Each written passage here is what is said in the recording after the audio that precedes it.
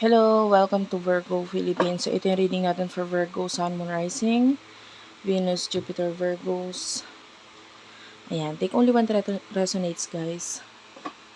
For those of you na gusto magpa-personal reading, Jing Tarot Reader, friend ko yun, guys. Pwede nyo siyang i-check sa Facebook, hanapin nyo siya, and or yung amin pong Facebook page, Madam P. Wait lang, guys, medyo nagulo yung aking card. Madam Space P, as in princess, and then search nyo po yan sa Facebook. Let's start. For the sign of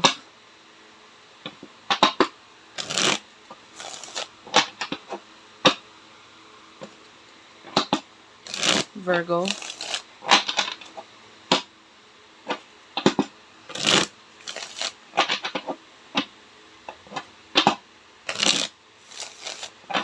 For the sign of Virgo. Let's start.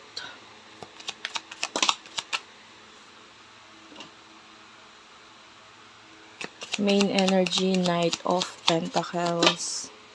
Ay, dito ka pala sa kanan. Yung kaliwa kasi is for your person. Knight of Pentacles, Five of Wands, Ace of Wands, and the Three of Cups. Oh.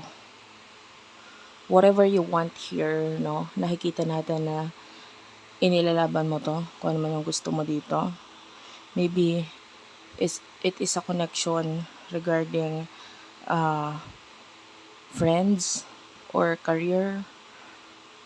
Okay. Or yung iba sa inyo, this could have something to with a new beginning.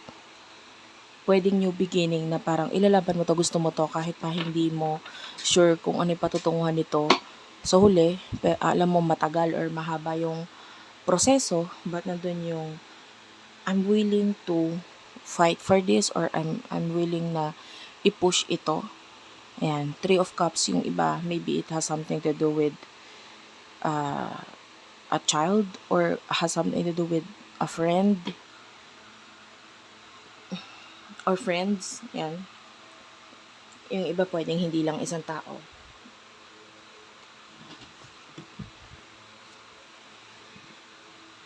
Pero kung ano man itong new beginning na to, definitely, ipupush mo to, no? Kahit pa anong sabihin ng iba, kahit anong mga negative na nasa isip nila. By the way, wait lang ha, medyo ayusin ko lang ang aking. Ayan. So, this is the Devil, Capricorn energy.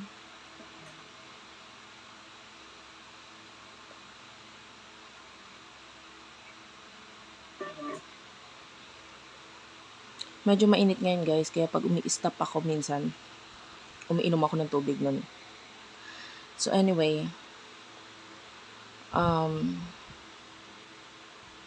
the Devil, this is a sign or a tarot card na nagpapakita siya ng parang alam mo yun, yung palaban na energy mo. Like, from the word itself, no, daredevil. Diba? Parang gagawin mo kahit mali, kahit masama, kahit ayaw nila, kahit hindi nila, or against, or marami ang, hindi ko naman sinasabing meron. Pero if ever magkakaroon na magiging against dito, para doon sa iba alam na merong mga against. Pero para sa'yo, para sa iba, pwedeng hindi mo alam na may mga ayaw nitong ginagawa mo or gagawin mo, pero nandun yung ipupush mo to. Ano naman, kung ano sabihin nila. Parang life is, full of adventure. So, nandito ka sa point ng buhay mo na ipupush mo yung adventure na ito for you. Kasi, this is an adventure na makakapagpasaya sa'yo. So, sino yung person na nakakonect mo pagdating sa love?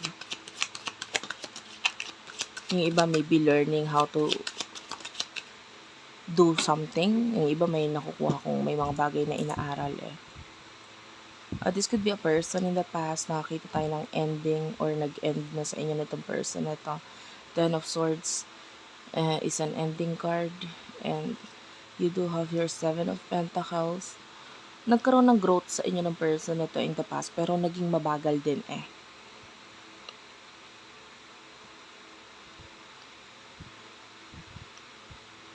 Parang it takes a lot of patience. Queen of Pentacles.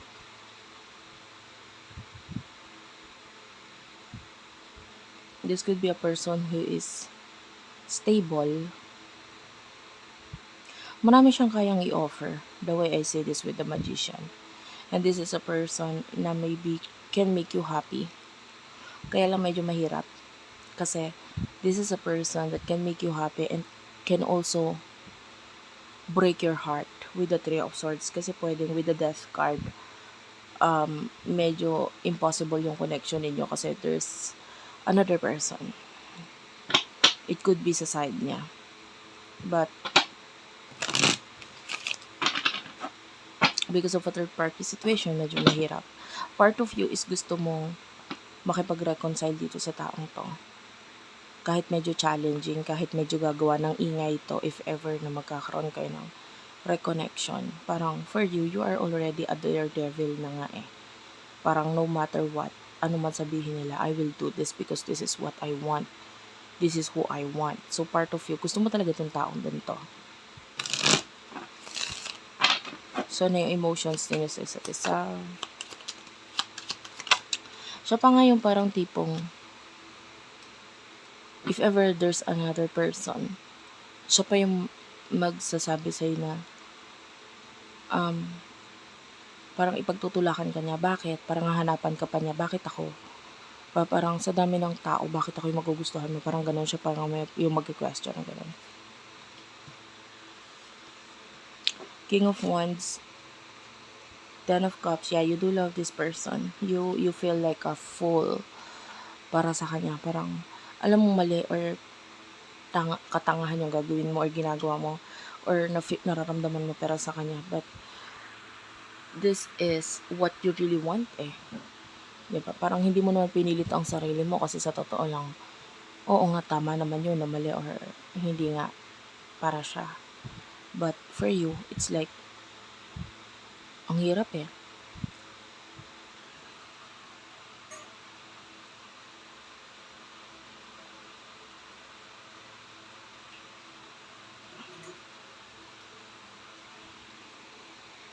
And, you know, a lot of you is pwedeng alam mo that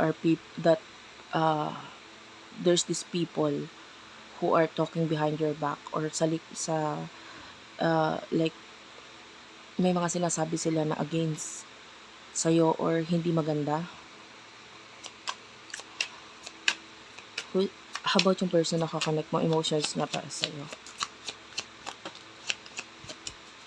I feel like both of you is napapasaya ninyo yung bawat isa.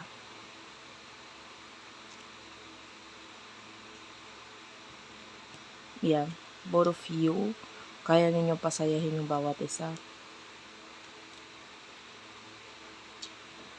The Emperor is at the bottom of the deck.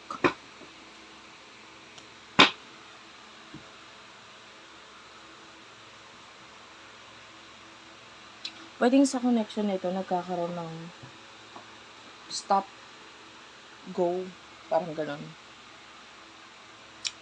Alam mo yung eksena sa stoplight, diba?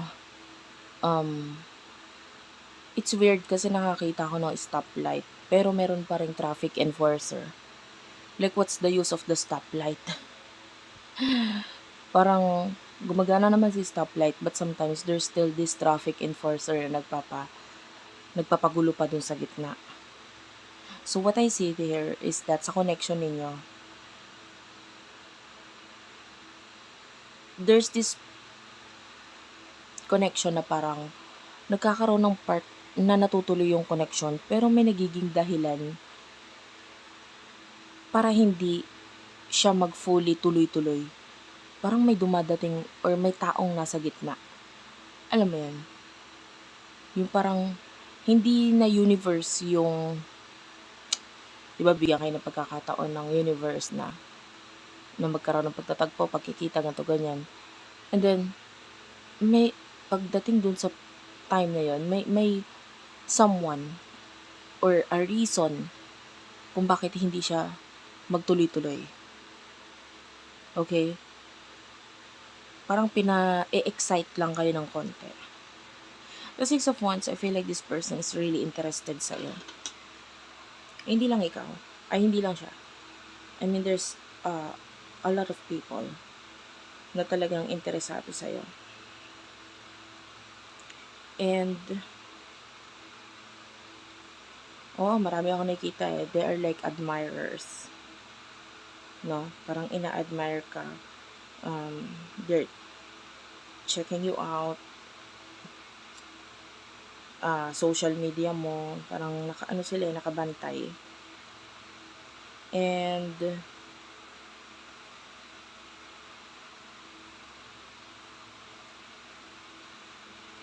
pero yung particular person na tinutukoy natin dito is someone na parang nakabantay siya pero nakaantabay siya sa mga sa social media mo. And nakikitaan ko siya ng spy, pang-i-spy na ginagawa sa'yo. And this particular person is meron siyang mga pinagkukwentuhan or pinagsasabihan na iba regarding sa connection ninyo. But I feel like pati yung taong yon nakikimasid sa'yo. So, meron nga siyang like maybe a friend na parang open siya dito sa taong to. And then, binabanggit niya yung mga details regarding sa'yo, mga nangyari sa inyo, like, kinikwento ka niya talaga sa iba. And that's the energy. And then, may mga times na pinag-uusapan ka din pa rin nila. Like, of course, kakamustahin ka nung other person, like, yung friend niya, and yung other person na yon from that, no? Kasi alam niya eh. Kumbaga, hindi kanila pinag-uusapan dahil sa sinisirangan nila or what. The way I see this is that pinag-uusapan kanila kasi nandun yung alam din ng other person na yon yung situation ninyo ng person na ito. And I feel like alam ng person na yon yung emotions ng person nakakonect mo. Okay?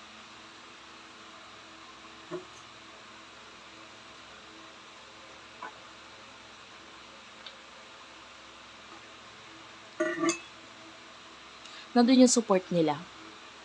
Kumbaga, kung may kakonect pang iba yung person mo, nandun yung mas sinusuportahan ka or mas pabor sa'yo yung mga kaibigan niya. Mas boto sila sa'yo. Parang ganun.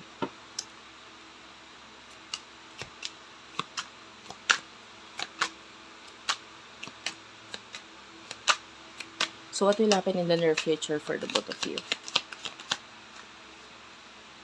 Two of Cups, the Strength card, and the Lovers.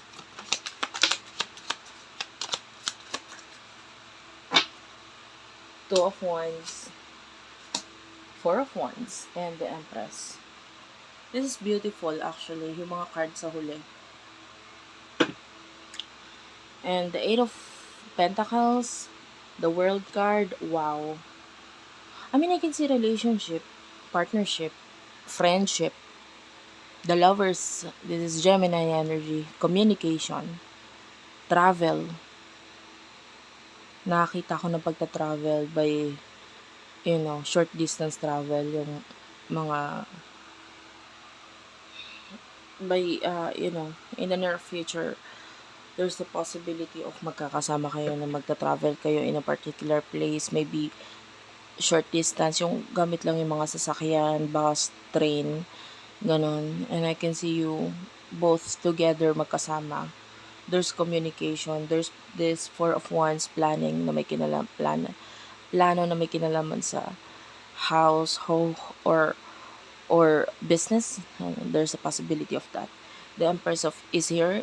Nakakita tayo dito na because what I see is that nagtutuloy-tuloy si self-love eh.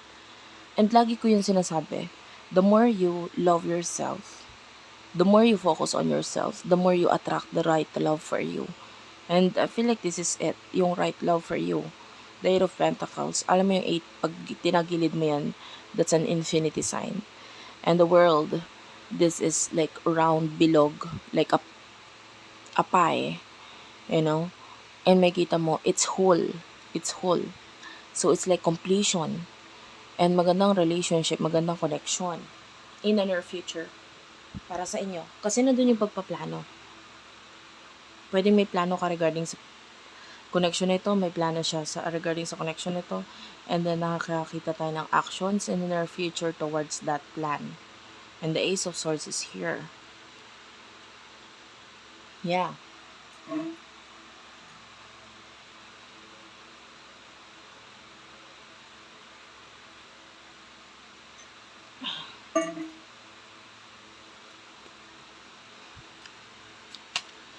That's a new beginning. The Ace of Swords. Mga ideas, mga nasa isipan, nasisimulan.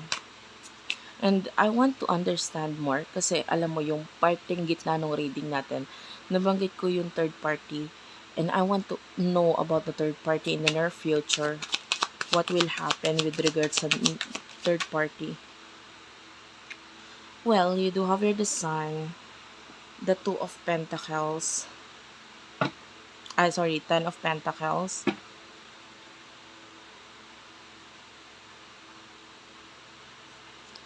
clarify the Ten of Pentacles,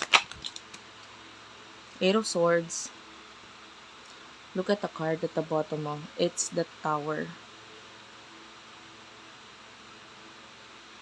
Nabanggit ko yung Two of Pentacles kanina, pero hindi siya lumabas. Dito siya lumabas sa baba. Two of Pentacles is here. Knight of Wands. Okay. Eight of Swords. The Judgment. Okay, okay. Regarding this, Judgment is an awakening kasi. It's like an awakening. And nakakakita tayo doon na someone here from this connection na parang natutulog pero eventually magigising. Like, mahirap i-deny yung connection. The Sun is like maliwanag, and kumbaga, ang energy nito magkakaroon ng kaliwanagan in the near future yung bagay na may kinalaman sa connection na to. Diba? Na parang I can't take this anymore. Alam ko naman sa sarili ko kung ano yung totoo. Parang ganon. And then there's this Two of Pentacles, which is Ten of Pentacles, which is nakikita ko yon as like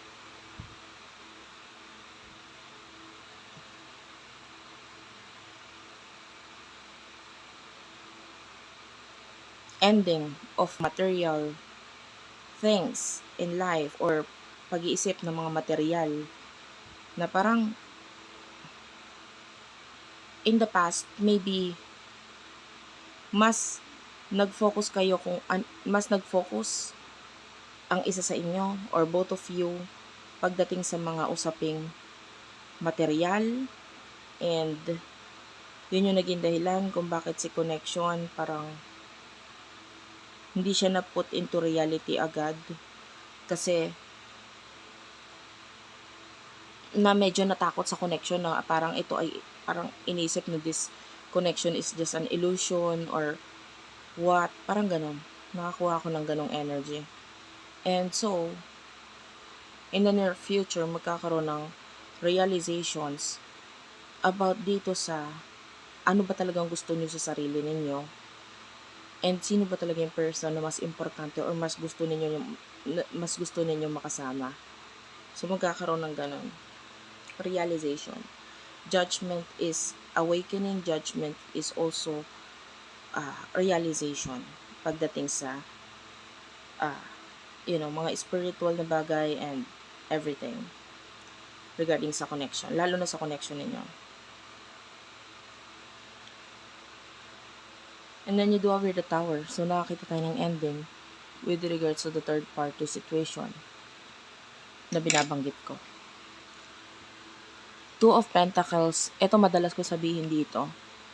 Two of Pentacles, I always see this card as like, alam mo yung batang nasa training wheels, no? Parang ready na mag-bike, pero hindi pa kaya yung fully na walang support nung dalawa pang gulong na maliit. That's the Two of Pentacles. So, I feel like regarding sa connection, the third party, parang ano lang yon, training wheel lang ng person na ito pagdating sa love talaga. And now, nabanggit ko yung tungkol do sa training wheel because there's this Knight of Wands, which is kung makikita mo yung lalaki naman dito or yung teenager dito is nakabike naman siya pero wala na siyang training wheels. Yung bike niya is fully kaya niya nang i-balance. And I feel like yung third party situation is naging parang training lang, no? Pagdating sa real love para sa person na ito. And now yung person na ito is ready na to, mag-push sa connection na ito or mag-push siya talagang love para sa buhay niya dahil na-train na siya pagdating sa relationship niya dun sa kakonect niya ngayon. So, I can see an ending towards that. A lot of learning ang matututunan niya doon, and sa huli, alam naman niya na ang ipupush niya ay yung bagay na talagang gusto niya, which is ikaw. Thank you for watching. I love you all, and bye-bye.